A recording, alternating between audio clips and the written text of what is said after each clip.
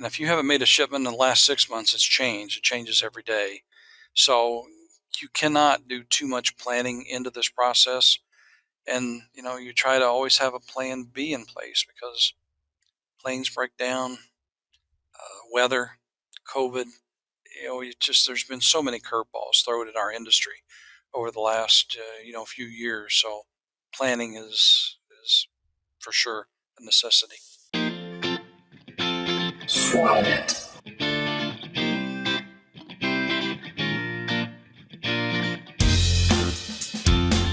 Hello, everyone. I'm Laura Greiner, your host for today's Swine It podcast. And with me today, I have Tony Clayton, who is the president of Clayton Agri-Marketing. Tony, how are you today? Laura, I'm good. Thank you for having me. Looking forward to this.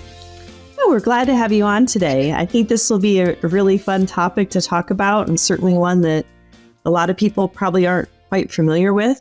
But before we do that, I'd like for you to maybe take a moment and introduce yourself to the audience in a little bit more detail. Sure.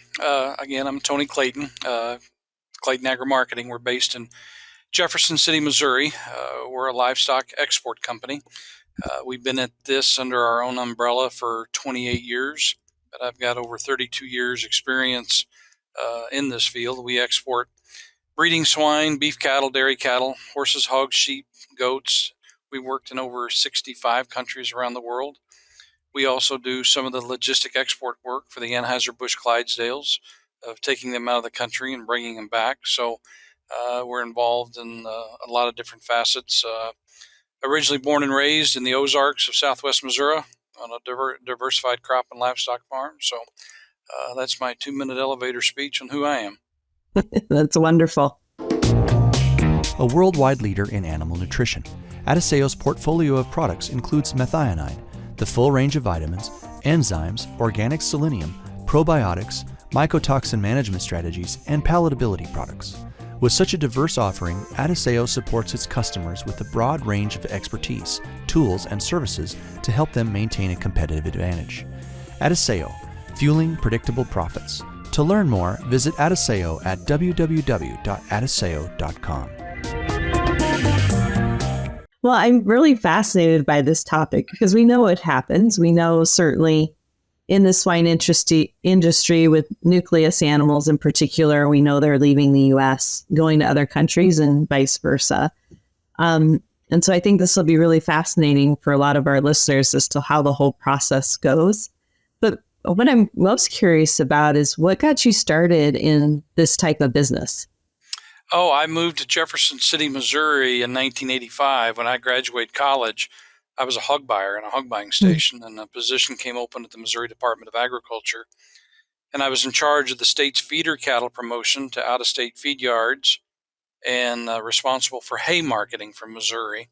And I got asked to move to international marketing on one Friday because somebody else wanted the job I had, and I started in international marketing the next Monday of just trying to help Missouri producers export their genetics. And no experience in it. There was no plan, no design, and baptized by fire. And then once we got to doing that and traveling and developing a clientele, I was gone a lot of the time, not making much money, and eventually hung out my own shingle and still gone all the time and don't make much money, but do it under our brand. Oh, that's absolutely fascinating. Well, what I'm most curious about related to pigs, so we'll talk about pigs since this is a pig podcast, but what's the predominant form of transport do you handle? Is it by air? Is it by sea? How are we typically moving pigs outside the U.S.? Well, primarily they move by air freight. And if you're going to Asia, primarily you fly all the pigs from Chicago.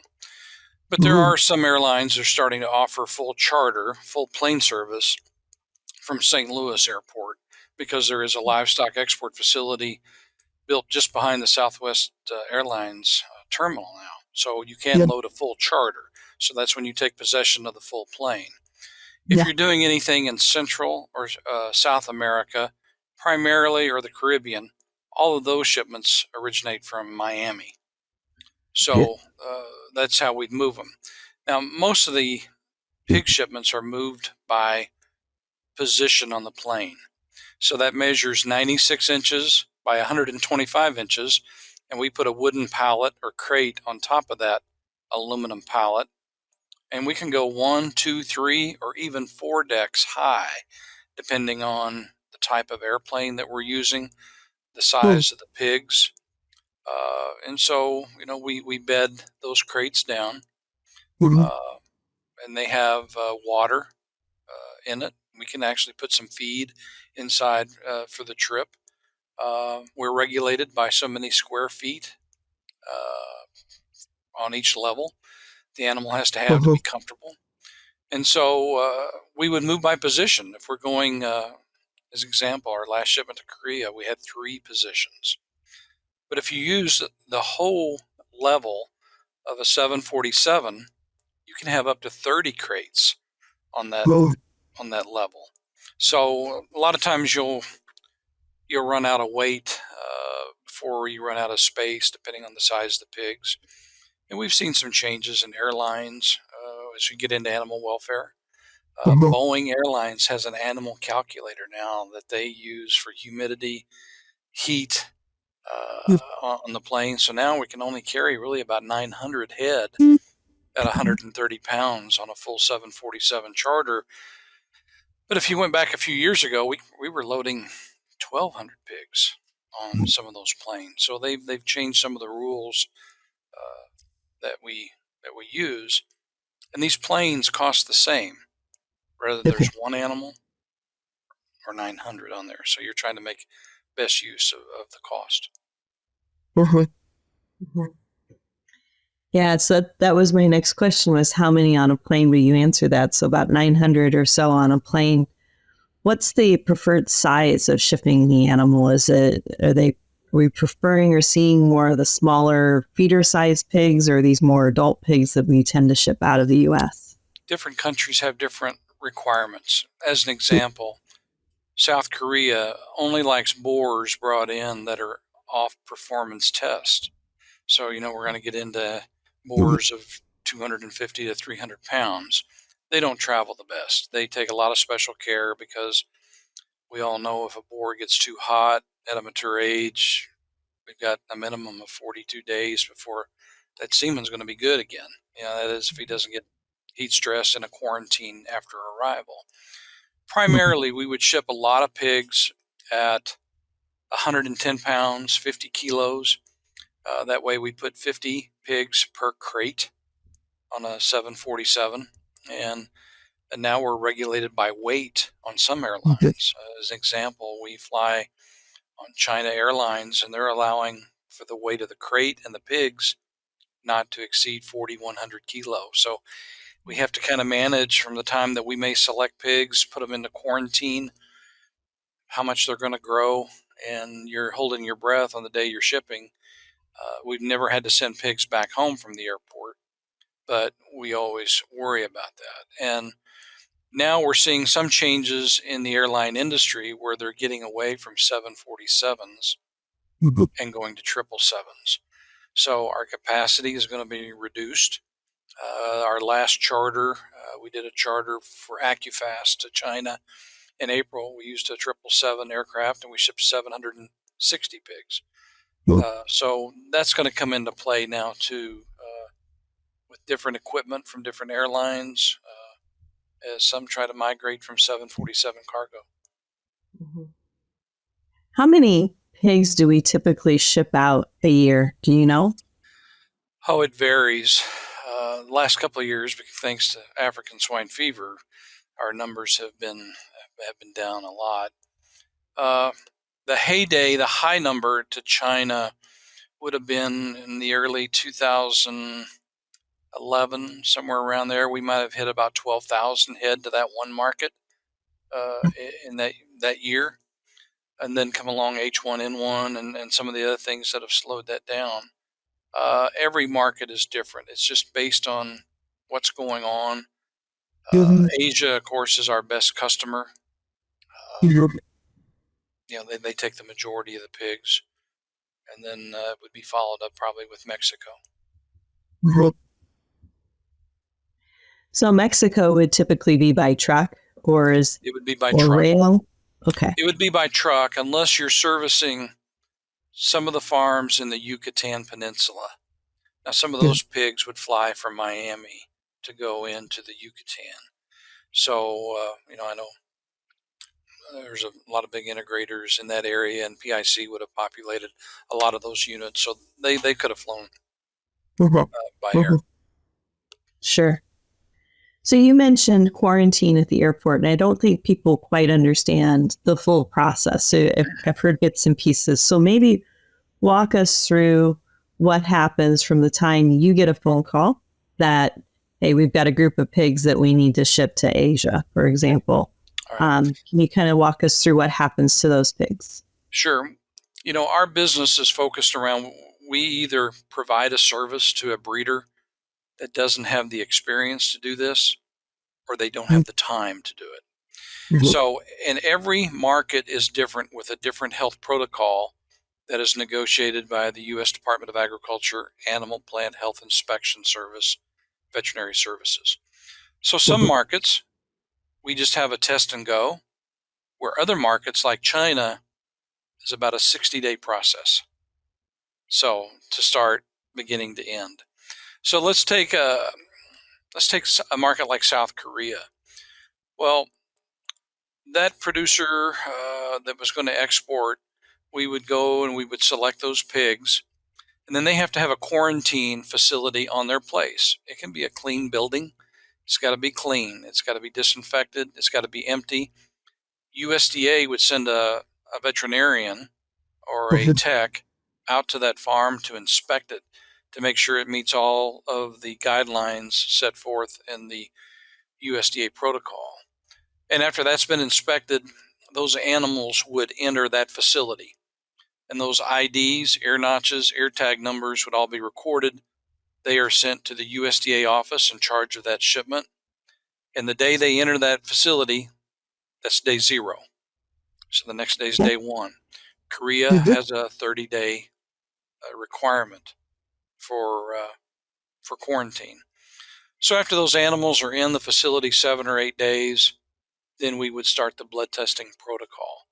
That way, we've got 7 extra days on the end in case there's an airline delay or weather or trade dispute or something that we're having to work around. So at about day 7, after those animals are in there, we would have provided a health instructions to the veterinarian that's going to be doing the health testing. And then by then, we would have already notified the laboratories that we're going to use. We notify them of the specific tests that we want for this shipment. And then, with Korea, there's not only the blood testing, there's vaccination for 2 different vaccinations with oxytetracycline in the process that have to be done 14 days apart, but within a few days of shipment. Treatment for parasites within 7 days of shipment. So all of those things are on a specific schedule. And then once all of those requirements have been met, the health paper is submitted to the Animal Plant Health Inspection Service. And the test results are already at their office, and they go through it. They check the pigs one by one. Okay, so that's done. After that's done, then we move those pigs, after we have the health certificate back, they're going to be flying out of Chicago. The pigs are moved to a quarantine facility, which is actually located in Dundee, Illinois, about 25 miles west of the airport. The animals are offloaded, and by USDA standard, they have to have a minimum rest time of 2 hours on feed and water with no activity. So they're there, they're laying around, they're on feed, water. Then USDA will send their veterinarians out. They'll get the animals up and look at them one by one. We read the ear notches, ear tags. They check them off the health certificate, and then that process is done. So many of the protocols say that the animals have to be inspected within 24 hours of shipment. So usually the animals are offloaded at 8 o'clock in the morning at that facility. USDA would inspect them somewhere around between 11 and 2 p.m.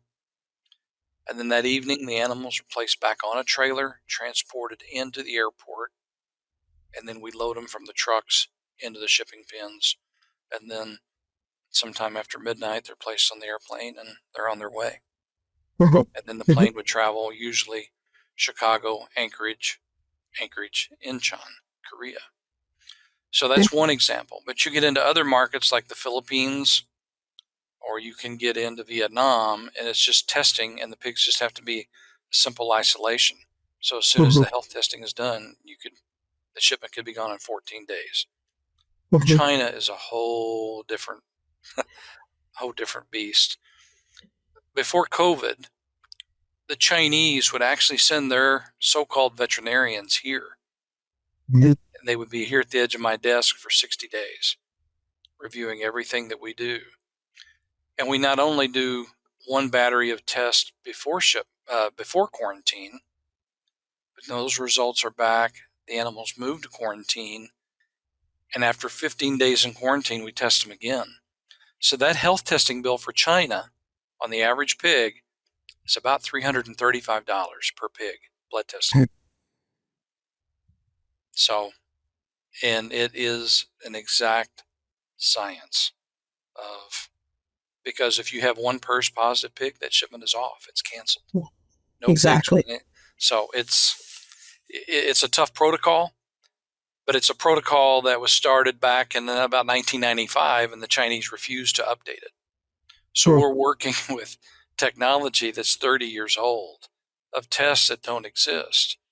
And, APP test, we can only run one test. It's run at Iowa State. So we get into those type things. So are you working on negotiating those health protocols with countries currently? I mean, I think that's actually a very interesting comment, is that we're using assays that are old because that's what the government requires. But is there any ongoing negotiations, and who does that, I guess? The negotiations are ongoing, and I happen to be on kind of a review committee. Every protocol that's being negotiated for live animals, usually I get to look at. The APHIS staff, we have a certain group of veterinarians, all based in Riverdale, Maryland, and their responsibility is broken down by regions of the world. There'll be one veterinarian over Africa, another one over the European Union, one over Asia, one over Australia, New Zealand. So they're always working on protocols, and their responsibility is to work on several species. So they have their hands full, and you've got somebody that's reading out of what I used to refer to as the old OIE manual. I want one of these tests and two of these, and they don't always apply. And everybody wants the Chinese protocol to be updated. The Chinese are looking at some things that if they go to a new protocol, I'm not sure that we're going to be able to export pigs to China, because they're asking for things that it's just can't be done. And I know this is a swine program today, but one example is their cattle. We haven't shipped cattle to China since December 23rd of 2003. We had a first case of BSE, or mad cow. Great. And they've come back with a protocol that anybody in their right mind wouldn't attempt it. So the same thing goes for swine. They're just asking for things that, we don't test every day for Seneca Valley, and some of those type things. And somebody's read it out of a book. They think it applies, and, you try to negotiate with them, and it's really difficult. Now, a lot of the other countries around the world will accept new technology for testing for different diseases. And you look at where we've come from in the last decade here, the first big curveball we had was H1N1, swine flu, and then we moved to PED, and those markets were closed to us, in China for several months till we agreed to a protocol to do that. So we're always having to negotiate on a protocol, and some of our competitors will jump in and agree to certain tests before we will. As one example, APHIS was not going to let us test for H1N1. And we actually had to get the U.S. Trade Representative's office involved with APHIS and to have calls and because the Canadians were going to do it. So, we've had to try to keep up with with the Joneses, on some of these type of things to be competitive. So, it is a world market, and, genetics are a value added product that people have spent a lifetime, breeding genetics. And we've all learned from COVID of trying to export food product, the inability for us to offload ships and to transport and even airline transport. So it's very important for people to have a certain percentage of their food produced locally. Absolutely. Yeah, I was interested. You were talking about the regulations just a little bit there with APHIS, and we've been talking about exporting, but we're also importing animals as we speak. And so can you talk a little bit about both the import and export regulations and how we negotiate those as well? Well, there's a whole different staff for the import regulations. Okay. Now, importing, depending on where you come from, which country comes into the U.S., this is a very, very expensive process. Canada is, we're going to put Canada aside. Okay. I've actually imported some animals myself from Australia. Well, bringing any animals in from Australia or from Europe, those animals have to come in and be isolated, quarantined for 30 days in Rock Tavern, New York. So the animals would land at JFK Airport, they'd land at Newark, and they're trucked to Rock Tavern, New York. And the cost of that, I guess today would probably run you $50 per head per day. And then take that times 30 days. Plus all the health testing, trucking, and everything else. So that is a costly endeavor. Now, we have imported semen from countries like Finland, and we handle that for people as well, where we bring in fresh or liquid semen, collected on Monday. It arrives into Chicago on Tuesday, and we can pick it up and get it shipped out to farms where it arrives on Wednesday or Thursday. That's a different process, and we've had some success with that for people that are trying to bring in some outcross genetics into the system. And there's been some breeders that have had a real success with that. But to bring live animals in, it is a costly process, and it's an exact science of what day they need to arrive, obtaining the import permit from USDA, and to make sure that the animals are traveled here exactly how the plan was. And, because, you've got some of the European countries are affected by ASF, and you're not going to transit those countries. So, I appreciate the job that USDA does. They have their hands full of trying to monitor all this. And we've been really lucky here to keep out the really bad stuff, the foot and mouth disease, and ASF, and some of those type things. Those are the things that make me lay awake at night. Yes. All of us lay awake at night. Sure. You mentioned semen import, and I think that the audience might be a little bit curious on that. So when the semen comes in, are they required? I assume they're required to have documentation of herd evaluations back from wherever country they're coming from. But then do they also take a dose of semen and run any analysis on it before it's released out, or is it just based off of documentation from home country? Mostly off documentation. There's a health paper. We have to apply for an import permit, list all the animals, and then their counterpart to our APHIS would approve that health paper. And then once it arrives into the U.S., it is checked and monitored for those documents. If it's frozen semen, USDA will, check the tank and make sure the seals are legitimate before it's released. But to my knowledge, USDA doesn't take any semen out to sample like we have to for certain other countries we export to. Sample. Sure. Right. Yeah, that actually surprises me a little bit that we wouldn't have to validate it once it's on this side of the soil. Sure. That it's clean as well. Very interesting. Well, I see our time is actually about up, and I I have lots of other questions, but I'll be mindful of our audience's time today. Tony, are there any key points or takeaways that you'd like for them to be thinking about related to this topic today? Well, we have an old adage here in the office. When you start an export shipment, you plan the trade and trade the plan. We have a reduced staff of USDA people all throughout this country. And if you haven't made a shipment in the last 6 months, it's changed. It changes every day. So you cannot do too much planning into this process.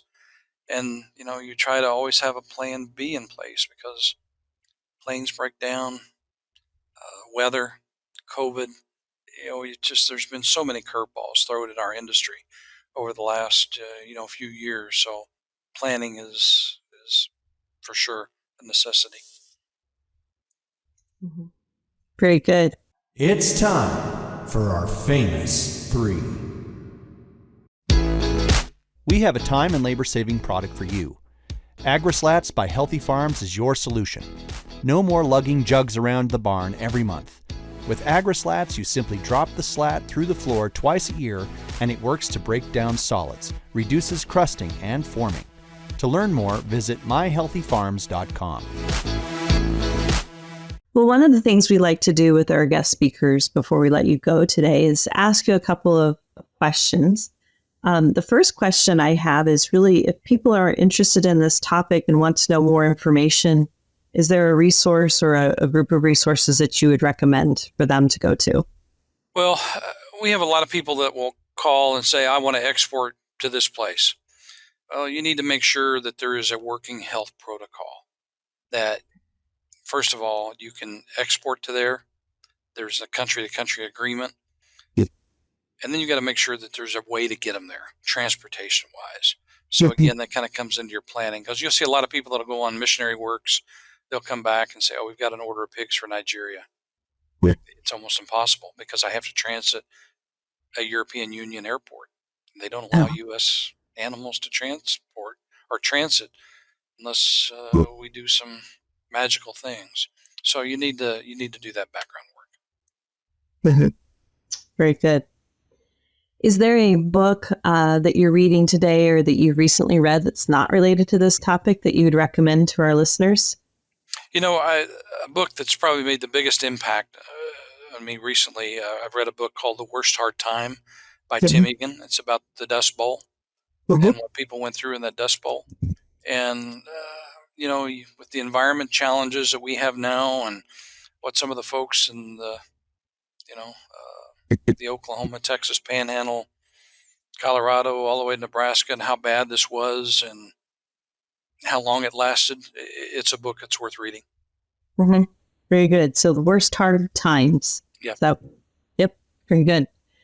The last question I have for you is if you could think of someone in your life that you have defined as successful, what's a trait about that person that you think has allowed them to become successful?